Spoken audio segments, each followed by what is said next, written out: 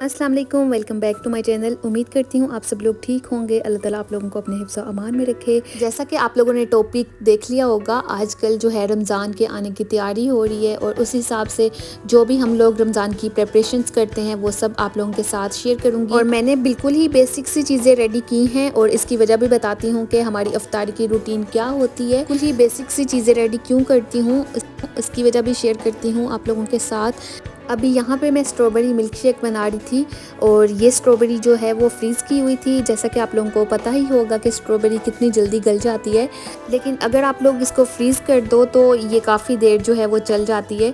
और इसको फ्रीज़ करने का तरीका यही होता है कि आप लोग किसी भी पॉलीथीन बैग में इसको डालो और साथ में 1 या 2 चम्मच इसमें शुगर डाल दो और फ्रीज़ कर दो। और इसको आप लोग 2-3 माह के लिए तो ईज़िली यूज़ कर सकते हैं, लेकिन ये चीज़ें इतनी देर रहती नहीं हैं, जल्दी यूज़ हो जाती हैं। तो अभी मैं रमज़ान के लिए थोड़ी बहुत जो प्रेपरेशन कर लूँगी, इससे जो है हमारा हाफ़ रमज़ान तो इजीली गुजर जाएगा। और वैसे भी रमज़ान में ज़्यादा फोकस जो होता है वो इबादत के ऊपर होता है, क्लीनिंग वगैरह भी कम होती है। कुकिंग के लिए आप लोगों की बेसिक चीज़ें रेडी हों तो आप लोगों को कुकिंग करना कोई भी मुश्किल काम नहीं लगता। सबसे पहले तो मैंने चनों को बॉयल कर लिया था और चने जो हैं वो मैंने रात से भिगो के रखे हुए थे, क्योंकि वाइट चने जो हैं वो काफ़ी ज़्यादा चीज़ों में यूज़ हो जाते हैं और चाट वगैरह तो अक्सर ही बन जाती है रमज़ान में, इसलिए मैं वाइट चने ज़रूर बॉयल करके रखती हूँ।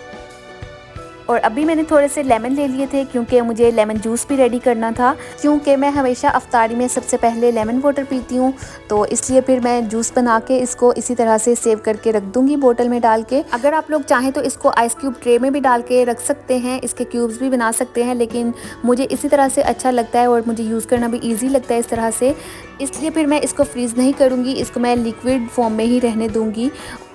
और अभी मैं बनाने लगी थी धनिया और पुदीने की चटनी।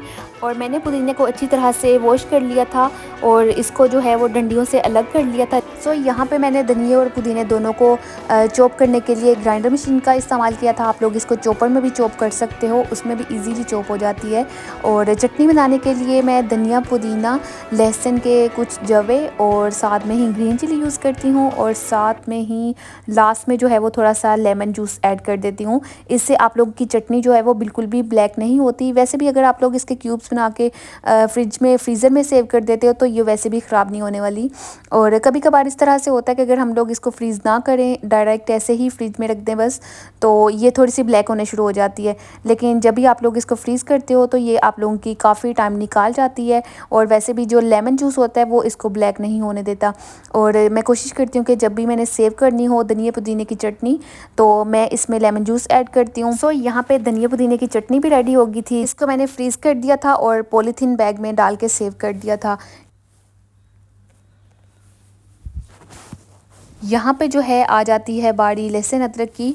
और लहसुन जो है वो मेरे पास काफ़ी ज़्यादा आ गया हुआ था, तो मैंने सोचा कि पूरे का ही पेस्ट बना लेती हूँ। थोड़ा सा जो लहसुन है उसका मैंने अलग से पेस्ट बनाया था और थोड़ा सा जो था वो लहसुन अदरक दोनों का मिक्स पेस्ट बनाया था। और मिक्स पेस्ट बनाने के लिए मैं अदरक को अच्छी तरह से वॉश करके तो पील कर लेती हूँ। इसके बाद जो है इसमें मैं लहसुन डालती हूँ, थोड़ा सा ऑयल ऐड करती हूँ और उसके अलावा मैं नमक वगैरह कुछ नहीं ऐड करती, जस्ट मैं इसमें ऑयल ही ऐड करती हूँ, लहसुन अदरक और ऑयल। और इस तरह से आप लोगों का जो पेस्ट है धनिया पुदीने का वो बहुत ही देर तक चल जाता है। और लहसुन अदरक का पेस्ट अगर आप लोगों के पास बना हो तो खाना बनाना मिनटों का काम हो जाता है और आप लोगों को खाना बनाना बिल्कुल भी मुश्किल नहीं लगता। मुझे तो बहुत सुस्ती पड़ती है लहसुन अदरक का पेस्ट बनाते हुए डेली रूटीन में, इसलिए फिर मैं हमेशा बना के रखती हूँ। और रमज़ान हो या ना हो, नॉर्मल रूटीन में भी मैं हमेशा लहसुन अदरक का पेस्ट बना के रखती हूँ और इसको मैं फ्रीज़ कर देती हूँ।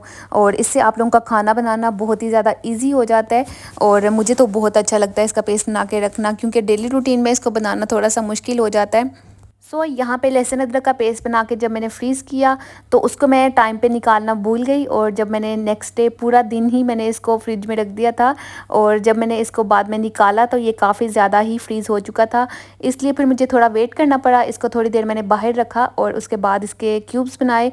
और इसके क्यूब्स बनाने का बहुत ही ज़्यादा मज़ा आता है और जब हम लोग इसकी कटिंग करते हैं तो इसके क्यूब्स जो होते हैं वो देख के ही इतने मज़े के लग रहे होते हैं। और यहाँ पे आप लोग देख सकते हैं क्योंकि ये बहुत ही ज़्यादा फ्रीज़ हो चुका था तो इसलिए मुझे काफ़ी ज़्यादा ज़ोर लग रहा था इसको कट करते हुए।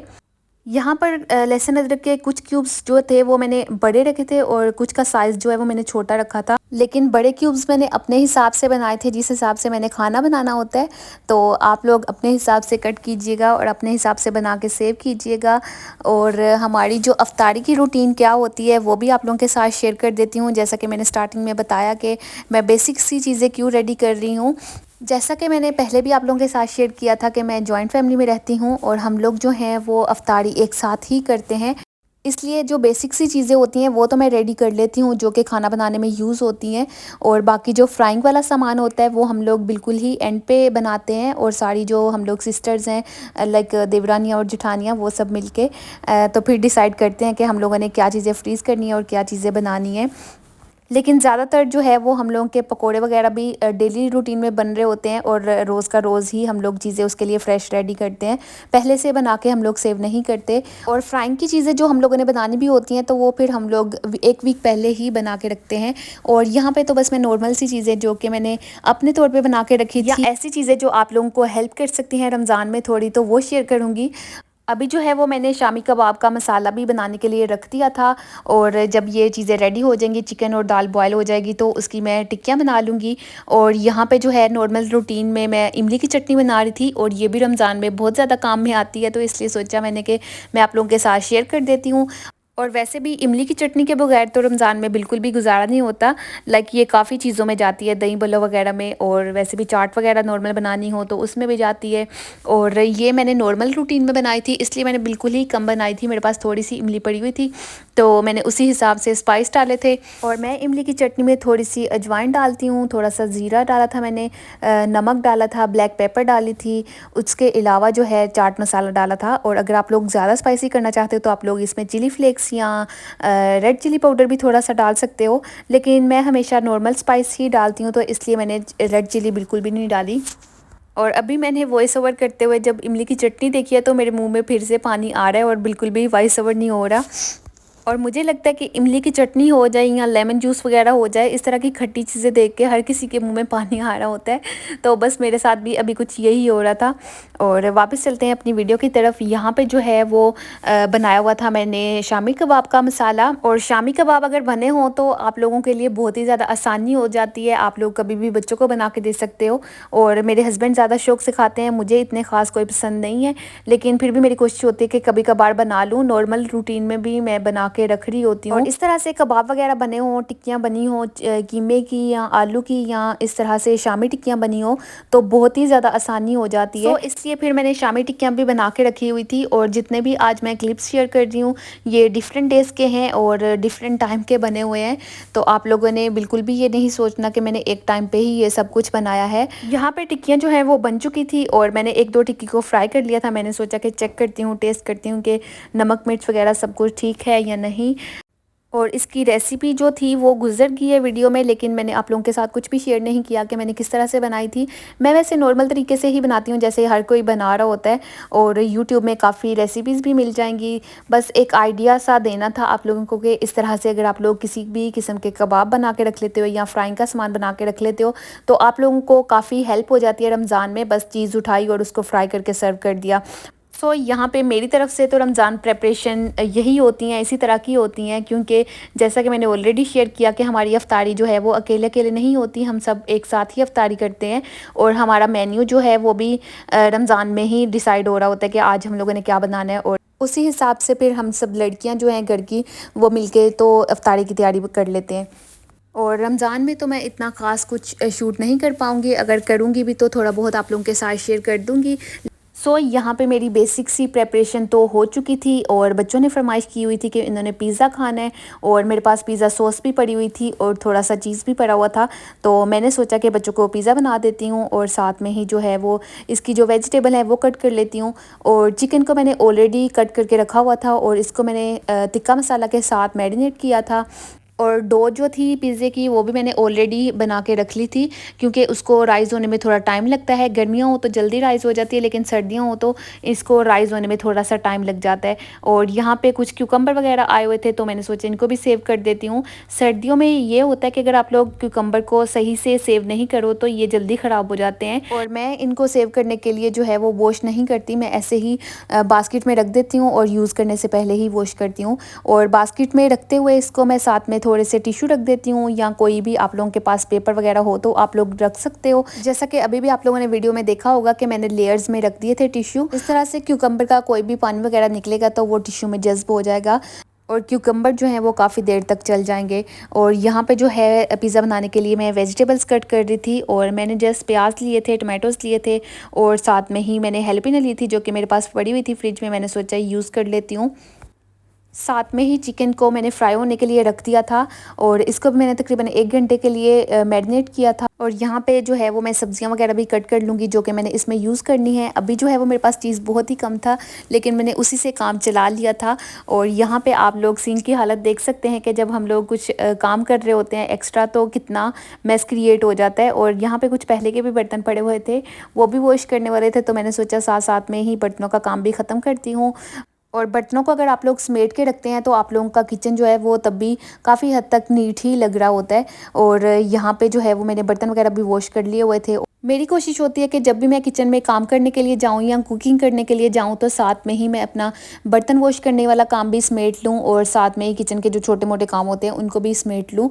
और इस तरह से आप लोगों का काफ़ी टाइम बच जाता है, और जो खाना बनाते हुए टाइम आप लोगों का एक्स्ट्रा होता है वो भी यूज़ में आ जाता है। और मुझे लगता है कि हर हाउसवाइफ ही इसी तरह से करती है। वो किचन में जाती हो तो चार चार हाथों से काम कर रही होती है। लाइक एक तरफ कुकिंग हो रही होती है, साइड पे कोई दूसरा काम हो रहा होता है, शेल्फें क्लीन हो रही होती हैं, बर्तन वगैरह हम लोग वॉश कर लेते हैं। तो बस मेरे साथ भी कुछ ऐसा ही होता है। अभी जो है वो पिज़्ज़ा डो बहुत ही अच्छी तरह से राइज़ हो चुकी थी, और इसको जब मैंने बॉक्स से निकाला तो इसकी जितनी भी एयर थी उसको मैंने निकाल दिया था, और हाथों से अच्छी तरह से इसको मसल लिया था। और यहाँ पे इसको मैंने ट्रे में फैला दिया था, और मैंने पिज़्ज़ा की शेप जो है वो गोल नहीं रखी, मैंने इसको स्लाइस में ही रखा था। और ये आप लोगों की अपनी मर्ज़ी होती है, जैसे भी आप लोग रखना चाहो। और वैसे भी मैंने पिज़्ज़ा की काफ़ी थिन लेयर रखी थी, और ये पिज़्ज़ा फिर भी बहुत ही सॉफ्ट सा बना था। मैं आगे चल के आप लोगों के साथ शेयर भी करती हूँ। और यहाँ पे मेरे पास पिज़्ज़ा सॉस पड़ी हुई थी, और इसके साथ इस तरह से होता है कुछ कि ये मैं ले तो आती हूँ, लेकिन मेरी शायद 1 या 2 दफ़ा ही यूज़ होती है, बाद में एक्सपायर हो जाती है, क्योंकि पिज़्ज़ा जो है वो काफ़ी देर के बाद बनता है। तो इसलिए फिर मेरी अक्सर जो पिज़्ज़ा सॉस होती है वो एक्सपायर हो जाती है, और मेरी कोशिश होती है कि एक्सपायर होने से पहले पहले मैं इसको यूज़ कर लूँ। और आप लोग इसमें कोई भी सॉस यूज़ कर सकते हो, केचप वगैरह के साथ मिक्स कोई भी सॉस बना के यूज़ कर सकते हो।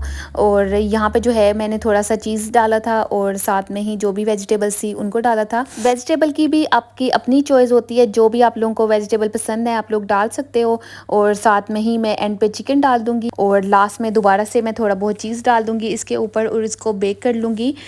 मैं ज़्यादातर ओवन में ही बेक करती हूँ पिज़्ज़ा को, लेकिन अभी जो है मैंने सोचा कि स्टोव में बेक करती हूँ, और स्टोव को मैंने प्री हीट होने के लिए रख दिया था।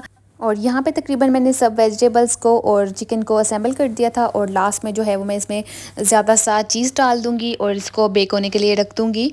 सो पिज़्ज़ा जो है वो 10 से 15 मिनट में बहुत ही अच्छे से रेडी हो गया था, और ये बहुत ही सॉफ्ट और बहुत मज़े का बना था। आगे चल के मैं कट करके भी दिखाती हूँ।